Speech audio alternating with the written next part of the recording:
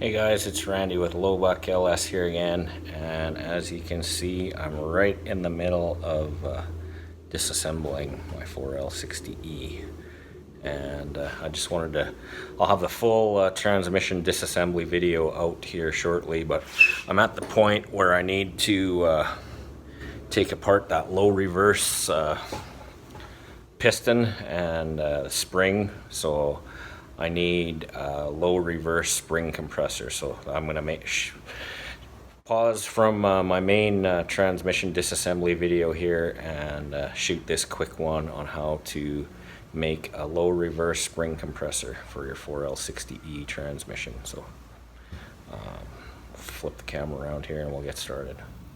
So this is looking into the case of the 4L60E here. And that black ring at the bottom with all the holes in it is the low reverse piston return spring. And if you look real close, I don't know if you can even see it, but there's a snap ring in there.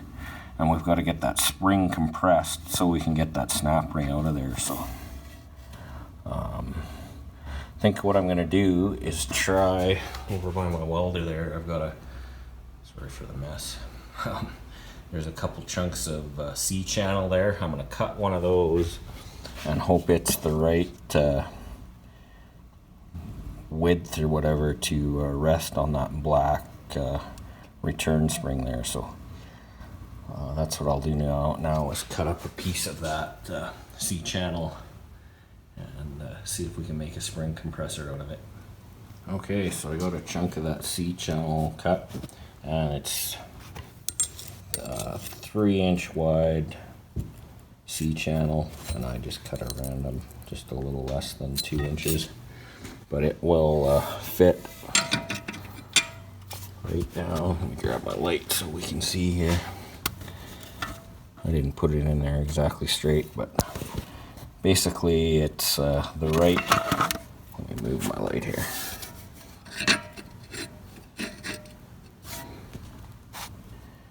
Just happens to be the right dimension where it will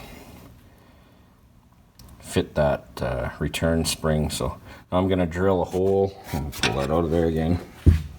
Basically, I'm going to drill a hole in the middle of that C-channel, and then with whatever other scrap metal I've got laying around, I'll make a bar that fits across the end where the extension housing bolts on, and just use a piece of all thread or ready rod and make a compressor here. So that's what I'll do now, is drill a hole in here, go grab some all thread, and cut another bar for the other side here to make our compressor. Okay, so I got a hole drilled in that chunk of 3-inch C-channel, and I cut a 5-inch piece of 1-inch square tubing and put some 5/16 all thread through it.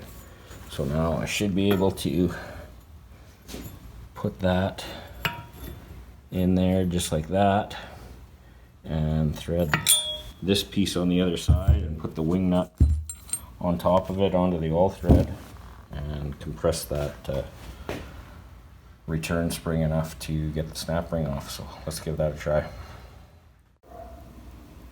Alright, so I got that spring compressor tool on that low reverse spring, and got it turned down enough to compress that spring about 1/8 of an inch. So that should be enough for me to get the snap ring off. So I'll try to get that snap ring off now. And you can't see it very good, but I did get that snap ring off there. So the spring compressor tool did its job. And there's one last shot of what that low reverse homemade spring compressor looks like. So 3-inch piece of C-channel with a piece of all thread and a wing nut, and a 5-inch piece of 1-inch square tubing. And just a quick little addition to the video here. I found out later there's another spring and snap ring to compress later in disassembling the transmission, and this 3-inch C-channel, it worked good on that spring and snap ring for the low reverse piston, but it's too narrow to work on this spring pack in the input drum, so I cut another piece of 4-inch C-channel that's obviously an inch wider than the 3-inch piece, and that piece works on the springs in this input drum. So if you make those pieces right there, that should be able to compress all the springs in the 4L60E transmission.